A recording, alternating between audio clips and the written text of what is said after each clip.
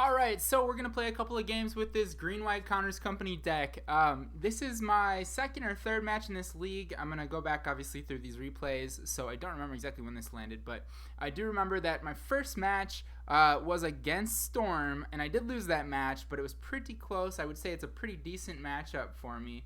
The match was lost based on a couple of, really poor draws, and really that's kind of how that one goes. We have some really good sideboard pieces with that deck, and we can chord into some of those silver bullet answers to it, and maybe that one of Fiend Hunter to take care of the Brawl just in the nick of time. But other than that, there's not a lot we can do to slow down those Brawls or Goblins that are going to cause that combo to go off on turn 3, and that's exactly what happened.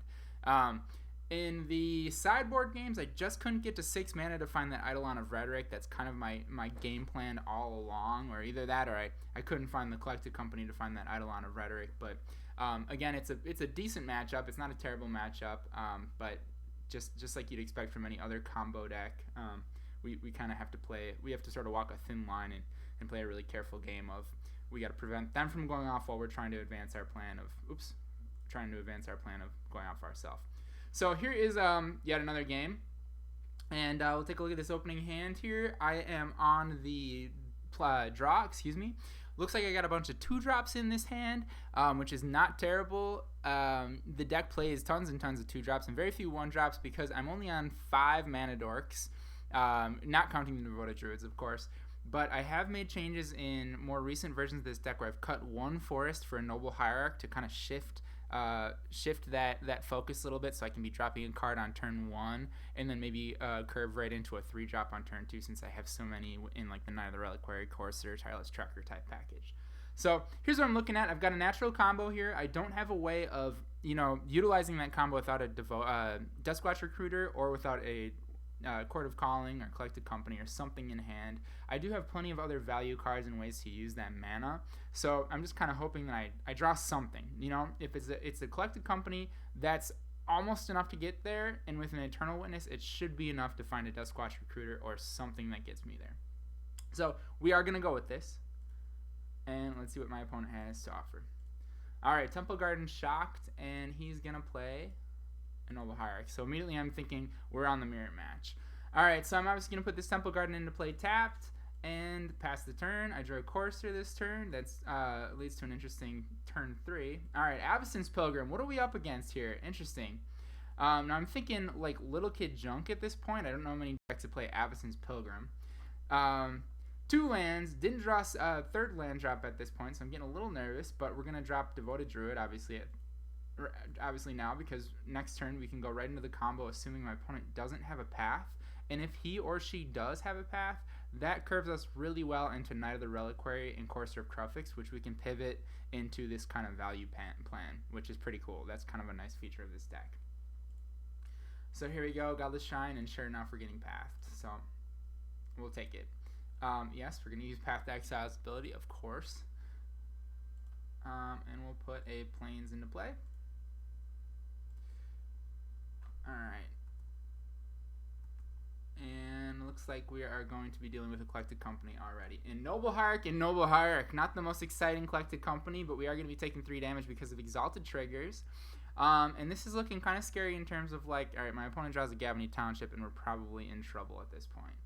Alright, I drew a Birds and not a 4th land, but I'm hoping that I can play this Courser here and get a land off the top, so I can play both a Courser and a Birds, which generates me enough mana to go, Collected Company in the next turn, and then hopefully something else, like a 2-drop. So, sure enough, there's my Windswept Heath. We'll get a Forest, and we'll drop that Birds. And we got a Vizier on the top of the library. Let's shrink that a little bit so it's out of our way. We know what the heck that guy does.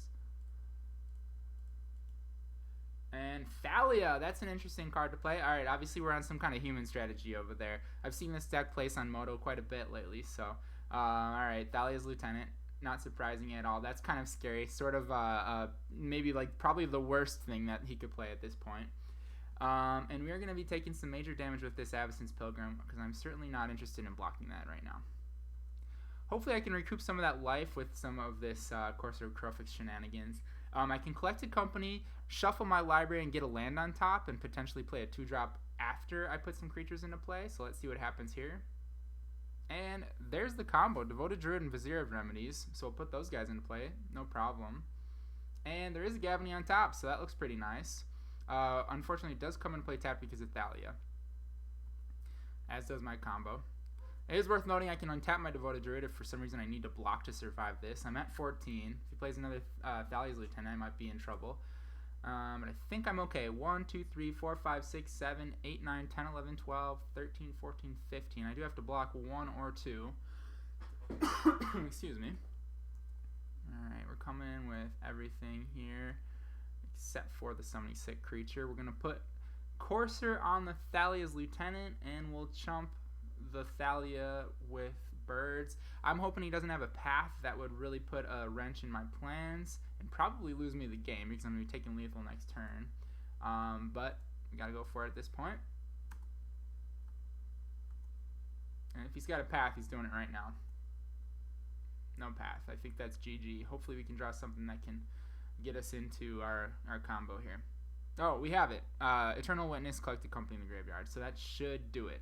2 Eternal Witnesses and Collected Company in the graveyard. So let's see what we get here. Eternal Witness, Collected Company. We got enough mana to cast that. What's on top? We got another Reliquary. That looks nice enough. And there's the Duskwatch Recruiter. That should be enough to win the game. We'll play it out here. Fiend Hunter. Oh, that's a nice card. Alright, the game has ended. Cool. So my opponent recognizes the combo and concedes. He doesn't even want me to show him that I have a Walking Ballista just to prove it. In this case, from his perspective, you might be interested in seeing, like, when I do this Duskwatch Recruiter shenanigans, I'm going to be revealing quite a few creatures from my deck. And if you really want to maximize your value here, you might want to see all that. Now, I don't have to reveal, so if I want to maximize my value, I could just choose not to reveal a creature until I get that Walking Ballista. But there's quite a bit of information and quite a bit of time that I burn off the clock. But I do get it. If it's just a league, friendly league, maybe he doesn't care, you know. So there you have it. There's game 1. And game 2, I'll get that stretched out a little better for you. Alright. And here we go.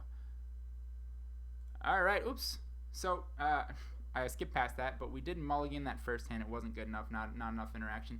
And I did keep this one because I had a 1 lander, but I do have enough enticing 2-drops to hope that I can scry into a second land and then maybe draw into a second land if I can't find it. So we'll see if that does happen. I didn't see what I scried.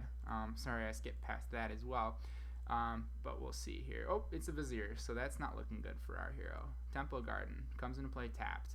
Now, that was a debatable keep. I know you could argue that you should never keep a 1-lander, but it looked so good. You know, Walking Ballista can ping any of our creatures, but this one's quickly slipping away. I think it's over.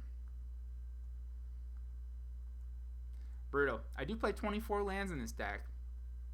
Yeah, and Collected Company should seal the deal for us. We're going to be taking, what, 8 now? 10 already. So there's not much I can do with, even if I do draw a second land. Yep, and no, I do not. So that was a quick one.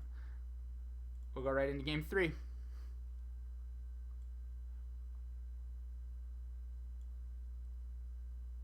And stretching out. All right, here we go. So let's take a look at this opening hand. I'll try not to skip past this time. Sorry, I haven't done it in this fashion before, so I'm just kind of getting used to some of the hiccups. This is a great opening hand. We've got a Birds of Paradise to cast on turn 1. We've got a Path to Exile to deal with some of the problem cards that my opponent might be running.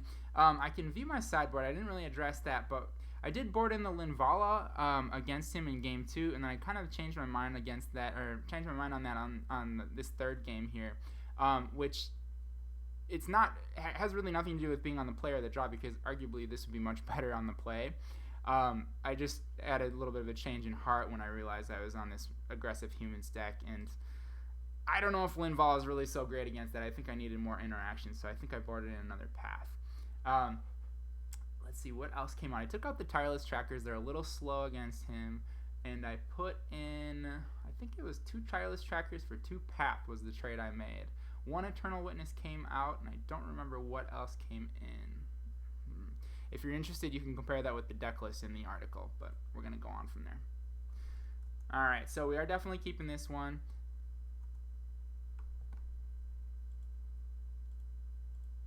And my opponent mulled to 6. That helps a little bit too. Alright, Birds of Paradise. By the way, if you have any suggestions for a better way to run these replays, that would be much appreciated. Okay, we draw another Birds of Paradise, and we got 3 lands to play: Birds and a Vizier, or Birds and a Duskwatch Recruiter. There are arguments for both in each case, but Vizier of Remedies as part of the combo is one of those cards that you really don't need before you play the Devoted Druid. In fact, it's kind of just making itself vulnerable to any kind of opponent's removal in that case. Because what it does when it comes down during the combo is it enables Devoted Druid to go infinite, but while it's sitting there, it really has no advantage to not have Summoning Sickness. So you might as well keep it in your hand for as long as you can, unless you're really concerned about maximizing the use of your mana. So I opted to keep the Wooded Foothills open for a Path to Exile. In the event that my opponent played like a Thalia or a Thalia's Lieutenant here, I wanted to be able to path that card instead of playing a Birds of Paradise. But again, the argument could be made that a Birds would be better because I would be going into a turn where I'd have 4 mana for a Court of Calling, or a Collected Company, excuse me. And I'm really going to pay if I don't draw another land, which I don't, so that looks a little tough for me. So we are going to get in there for 2, because if my opponent blocks with the 2 Absence Pilgrims, I can path one of them, excuse me, and take the other.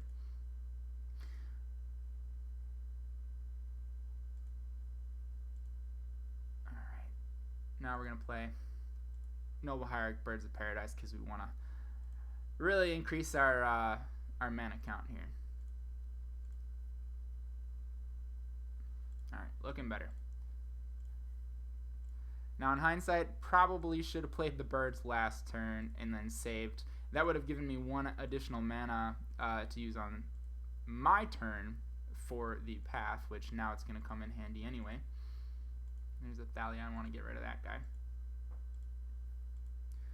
Now Thalia really is not a must answer, but the fact that it's a 3/2 first strike with 2 Exalted triggers is going to be kind of tough for me to combat.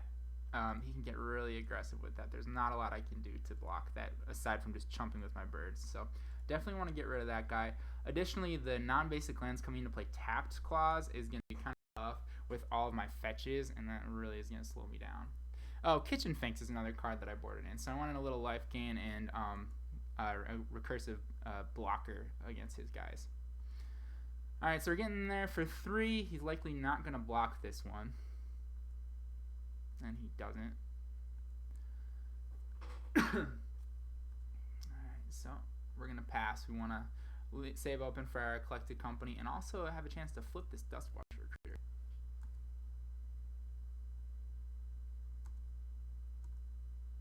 I think the element of surprise is worth more than anything at this point. Now, we're going to Coco now. Perhaps we'll grab a Fiend Hunter. No, we got a Courser and a Vizier. I don't think we really need to trade with this guy, but I don't think it hurts to block him with the Courser, so we'll go ahead and do that. And he's just like outvalued. He must have nothing left in his hand. 1 card, so he's just going to concede. Sees the Fiend Hunter on top of my deck, and any creature, aggressive creature he draws off the top is going to get removed from the game. We've got a lot more going for us than he does. He doesn't want to fight the uphill battle. So there you have it, folks. That's game 1 against this. This is a junk Humans deck. I have been seeing a lot more with the blue for like Deflector Mage and things like that. But Humans is certainly becoming a thing here in Modern. So please stay tuned for it and be prepared. But there you go. Thanks for watching.